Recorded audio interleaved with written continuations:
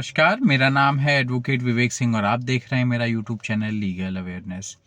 आपको अलग-अलग जगह से खबरें देखने को मिल रही होंगी या सोशल मीडिया पे आपको देखने को मिल रहा होगा कि पूरे देश में अधिवक्ता हड़ताल पे जा रहे हैं। दिल्ली में काफ़ी दिनों से लोग हड़ताल पे हैं, अब उत्तर प्रदेश में भी हड़ताल शुरू हो गई है। केंद्र सरकार एक बिल लेकर आ रही है, एडवोकेट्स अमेंडमेंट बिल।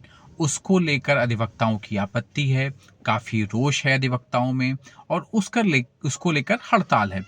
अब बात आज करने वाले हैं कि क्या ऐसे विषय हैं जिन पर अब वकीलों को आपत्ति हो, जिस पर वकील इतने उग्र हो रहे हैं, नाराज हो रहे हैं और अपनी आपत्ति दर्ज करा रहे हैं। और इस बात को मैं इसलिए आपसे कहना चाहूँगा क्योंकि आसान भाषा में किसी ने समझाया नहीं है, आम लोगों तक ये पहुँचा नहीं है कि क्या विषय है जिस पर अधिवक्ताओं को आपत्ति है। तो केंद्र सरकार जो मैं प्रमुख बिंदु हैं वो रखने वाला हूँ। केंद्र सरकार अब बार काउंसिल ऑफ इंडिया में अपने 3 सदस्य जो है नामित करना चाहती है, ये प्रावधान में लेकर आ रही है। जबकि बार काउंसिल ऑफ इंडिया एक स्वायत्त संस्था है और आज़ादी के समय से ही स्वायत्त रही है। सरकार जो है वकीलों को कोई सैलरी नहीं देती है और वो उनके एम्प्लॉय नहीं हैं और इसलिए अब केंद्र सरकार उसमें अपने सदस्य नामित कर बार काउंसिल पे भी अपना आधिपत्य जो है जमाने का प्रयास लग रहा है, वकीलों को ऐसा लग रहा है, इसलिए वकील इस पर आपत्ति कर रहे हैं।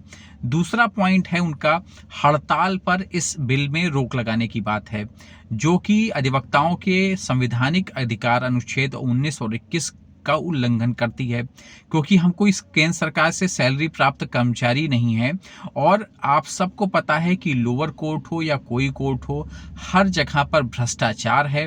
कहीं डेट्स की समस्या है, कहीं ऑर्डर में भ्रष्टाचार होता है, कभी कभी कहीं कुछ पैसे पहुंच जा रहे हैं किसी के पास तो आदेश विपरीत आ रहा है, उसको लेकर हम आंदोलन करते हैं। और कभी कभी कुछ दूसरी समस्याएं हैं जिनको उठाते हैं, आंदोलन करते हैं। कहीं कोई पुलिस वाला जो है कोई एफआईआर नहीं दर्ज कर रहा है, उससे कहीं झड़प हो रही है, तो हड़ताल होती है और हड़ताल होती है आपकी लड़ाई के लिए, आपकी सुख सुविधा के लिए। तो फिर इसको अब केंद्र सरकार चाहती है कि इसको रोक दें। और एक वजह और मैं बता दूं आपको कि कोई भी केंद्र सरकार हो या राज्य सरकारें हों, अक्सर मुकदमे आम आदमी इन्हीं के खिलाफ लड़ रहा होता है। भले पुलिस एफआईआर न लिख रही हो या आप पे झूठा एफआईआर दर्ज हो गया हो या आपका कोई मुआवजा नहीं दिया जा रहा है या डीएम के किसी आदेश से आपको दिक्कत है, जो उस सब के खिलाफ आप वकील साहब के पास आते हैं। ऐसे बहुत से मामले हैं जो आप राज्य सरकार या केंद्र सरकार के खिलाफ आम आदमी लड़ रहा होता है और इस लड़ाई में अगर हम अपनी आवाज बुलंद करते हैं तो कहीं ना कहीं किसी ना किसी अधिकारियों से या किसी ना किसी से हमारी एक वैचारिक टसल, एक बहस शुरू होती है। और वो अगर हम कानून की बात करते हैं और वो किसी और ढंग से बात करते हैं तो वो टसल बढ़ती जाती है और आप ही के ऊपर अन्याय की बात रहती है, तो हम हड़ताल करते हैं।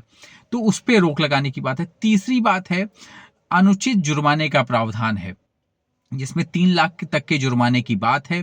ये जुर्माना पेशेवर रवैये को लेकर लगाया जाएगा, पर ये तय कैसे होगा कि क्या रवैया पेशेवर है। मान लीजिए कि अगर कोई क्लाइंट मेरे पास आता है जो मर्डर करके आया हुआ है, एविडेंसेस उसके खिलाफ हैं, साक्ष्य उसके खिलाफ हैं, मैं पूरी मेहनत करता हूं फिर भी मैं मुकदमा हार जाता हूं क्योंकि एविडेंस उसके खिलाफ थे। अब क्या पेशेवर रवैया के नाते, क्योंकि वो मुकदमा हार गया, तो अब पेशेवर रवैया के नाते वो मुझ पे जुर्माना लगाए कि आप मुकदमा क्यों हार गए, क्योंकि हर मुकदमे में कोई ना कोई जीतेगा, कोई ना कोई हारेगा। तो इस आधार पर तो डॉक्टर्स पे मुकदमा होना चाहिए कि पता लगता है कोई पेशेंट ठीक हो रहा है, कोई नहीं ठीक हो रहा है। इस आधार पर तो जजेस पे मुकदमा होना चाहिए, क्योंकि पता लग रहा है कि किसी को छोड़ रहे हैं, किसी को नहीं छोड़ रहे हैं, किसी को सेम अपराध के लिए छोड़ रहे हैं, किसी को सेम अपराध के लिए नहीं छोड़ रहे हैं, क्योंकि एविडेंस वो देखते हैं। ऐसे ही अधिवक्ता अपनी बहस करता है तो एविडेंस पे बहस करता है कि ये एविडेंस है आपके क्लाइंट के पास, तो ये बहस होगी। तो इसमें पेशेवर रवैये को लेकर अगर आप जुर्माना लगाएंगे 3 लाख रुपए तक का जुर्माना आप लगा रहे हैं, तो पता लगेगा 10 केस कर रहा है आदमी, 4 जीत रहा है, 5 जीत रहा है या 5-6 जीत रहा है। जो सक्सेसफुल वकील होते हैं वो भी 30% या 40% मुकदमे ही जीतते हैं 100 में से।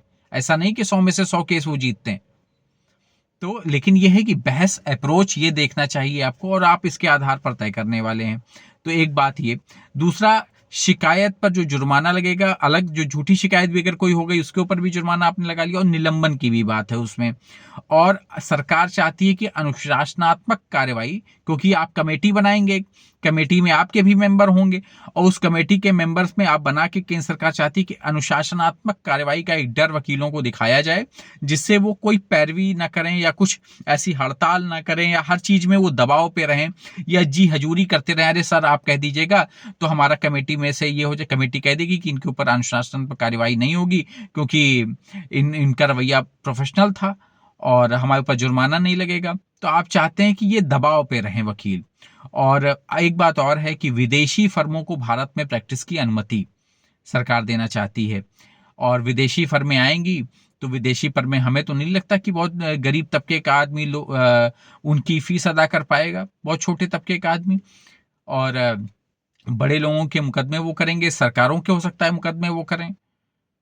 तो आपकी लड़ाई जिनसे होने वाली है वो बाहर से आ रहे हैं, तो ये भी एक विषय है। तो इस सारी चीजों को लेकर अधिवक्ताओं को आपत्ति है और पूरे देश में इसको लेकर रोष है अधिवक्ताओं में, इसलिए वो आवाज उठा रहे हैं।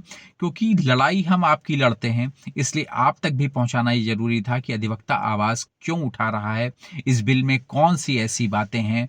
और हर जरूरत के लिए आप वकील के पास, कभी भी कहीं कोई टसल होता है तो आप वकील के पास आते हैं। यहाँ निचले तहसील स्तर से लेके सुप्रीम कोर्ट तक अगर आपकी लड़ाई कहीं ना कहीं आपको मदद की उम्मीद रहती है तो कोर्ट से रहती है, और अपनी लड़ाई लड़ने की उम्मीद रहती है तो वकील से रहती है।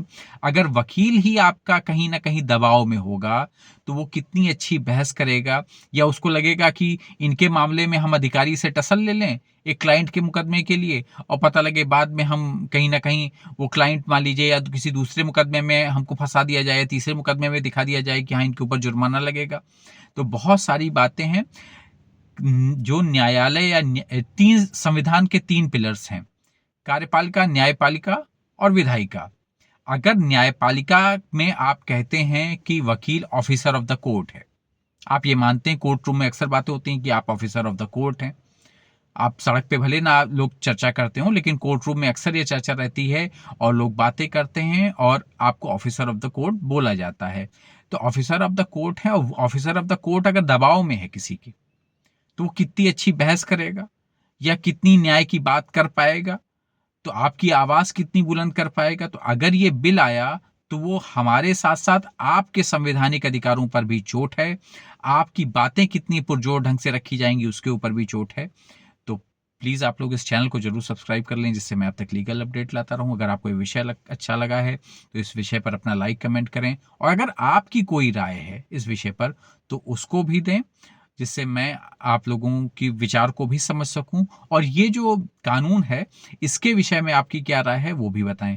प्लीज़ इस चैनल को लाइक और सब्सक्राइब कर देंगे, जिससे मैं आप तक लीगल अपडेट लाता रहूंगा। नमस्कार, धन्यवाद। मैं हूं एडवोकेट विवेक सिंह।